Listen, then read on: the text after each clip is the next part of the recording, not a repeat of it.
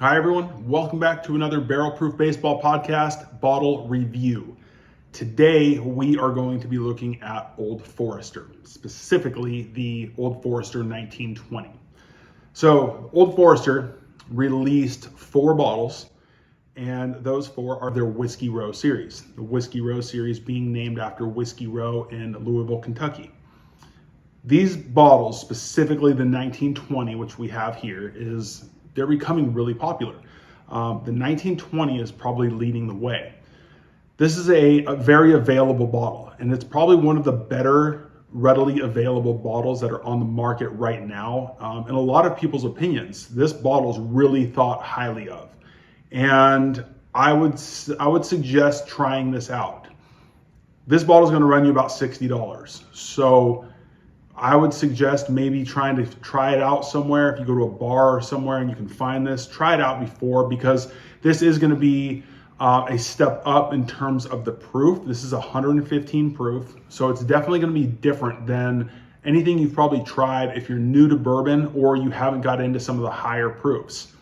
The 1920 is significant because of Prohibition. This is their Prohibition style bourbon.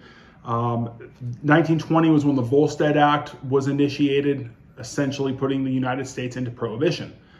With that, the United States government only granted 10 medicinal whiskey licenses, 6 of which were used, one of them by Brown-Forman, and here we are with Old Forester, and they're paying respects to the 1920s era whiskey.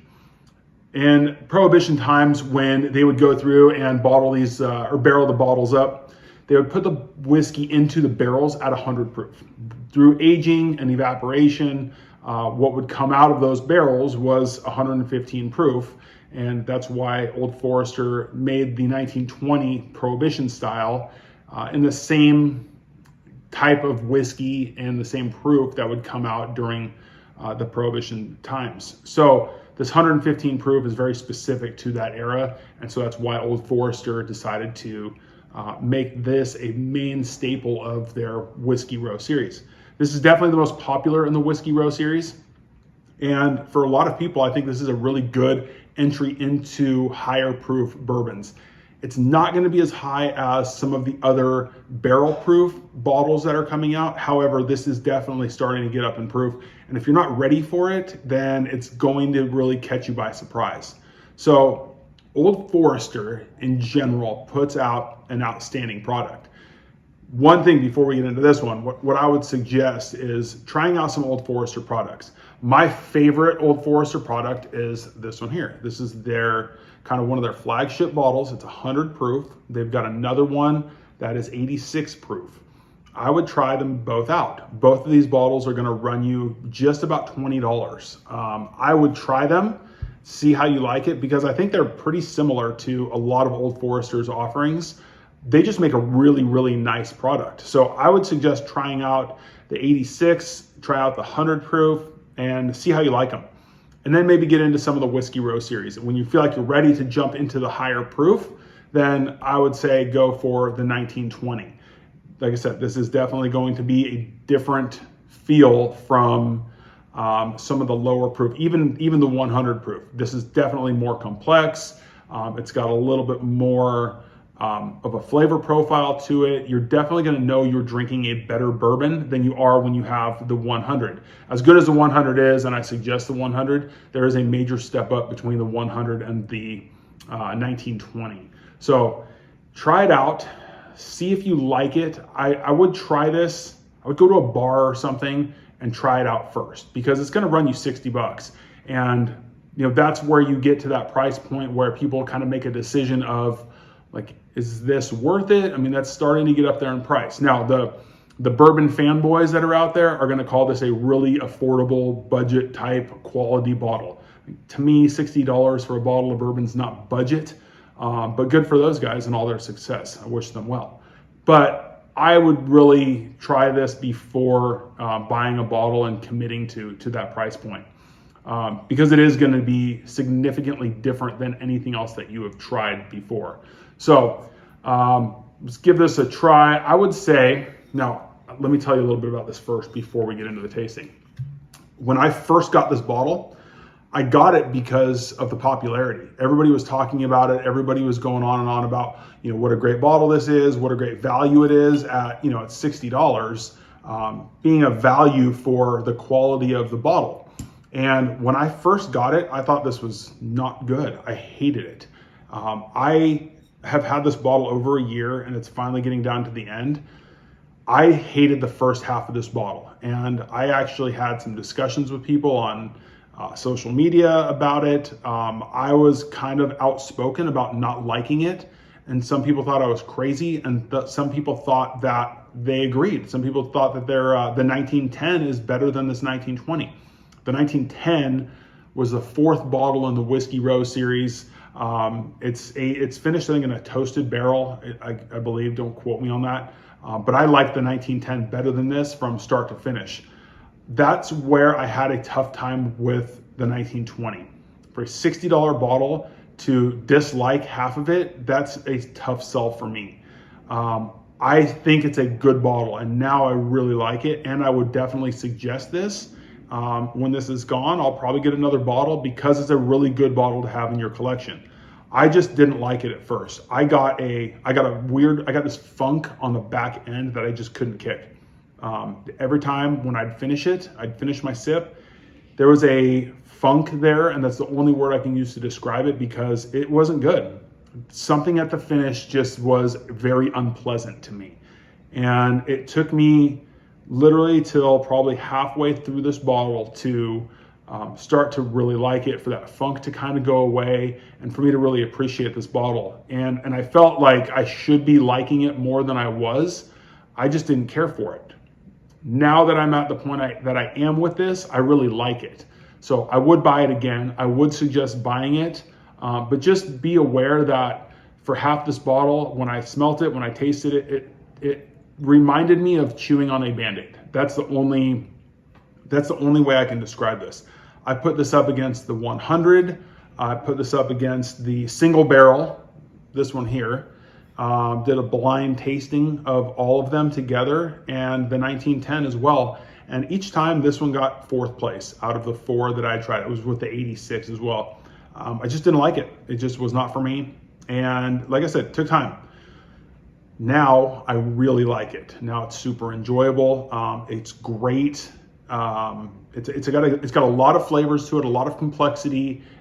It just took time. I don't know if it needed to open up or what, but it definitely took some time for me to start to enjoy this. Now, one thing I will say, I kind of put that on myself. When you nose this glass, okay, it's definitely, you can tell there's a proof to it. I think it's 18% rye, I believe it is. So it's starting to get up there in rye a little bit. If you close your mouth and stick your nose in this thing, it's gonna singe your nostril hair. It's got that proof to it that you definitely want to keep your mouth open as you nose this because of the higher proof to it, the higher ABV, and because it could kind of surprise you. But it's not overwhelming. It's got a little bit of like citrus to it. It's got a little bit of sweetness. It's definitely spicy. Smelling, but it's not overwhelming by any means. You're going to know that there's some proof there, but it's not overwhelming. You do get that little caramel bourbon-y type of a scent to it, but it's sweet. Overall, I would say that the nose is somewhat sweet. Now, when you take a sip, it's not sweet.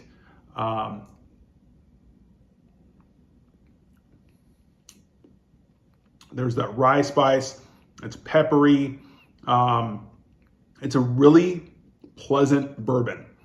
At 115 proof, this is kind of where I draw that line of not being overly proofed up to where all you're getting is alcohol. And I like some higher proofs, but this is about that line where the flavors still come through more than just the proof, just the alcohol. You definitely get some wood, you get that oakiness, you get that caramel. I don't get sweetness on this though. I get a great bourbon taste to this. This is what I would say I would think of as I think of bourbon. This is a bourbon taste that I want. It's got a nice finish, a nice spice all the way through the end. This to me is absolutely a step up in what you're generally going to find as you're making your way into bourbons.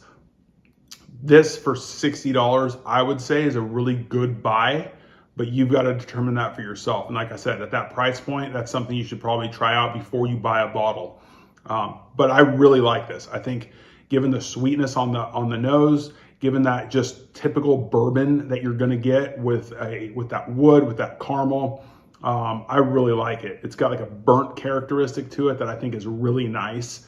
And it just tastes like a classic bourbon. I think it's really, really nice. So if you try it out and you don't care for it at first, give it a little bit of time. Let it sit, let some air get in there. Don't rush into pouring a glass and downing it. Like, give it some time. The other side of this, or the other thing with this thing, throw a little bit of water in it. I really like this with a little bit of water. I don't put water in most of my bourbons, but because you get kind of a sweeter nose to this, when you throw a little water in it, it takes away that initial spice, because there's spice right when you taste it. Like right when you sip this, you're going to get a spice right off the bat. So if you throw a little bit of water in it, it eliminates that initial spice, and it kind of smooths itself out as you take that sip. You still get spice, which I think is great. That rye content is a perfect amount for this. It's not overly ryeed up with the proof. So having that proof with it, if you add a little bit of water, it just takes away that spice if you're not ready for the higher proof. So try it out neat first, and then throw a little bit of water in it.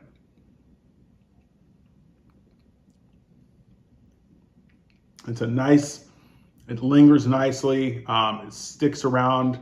Like it just kind of sits in the back of your throat with that rye spice, or that peppery type of a flavor. So again, really like this one. Give it a try. Be patient with it. You might not get that same funk on the end that I did. Like I said, maybe I was wrong, because everybody seems to love this bottle.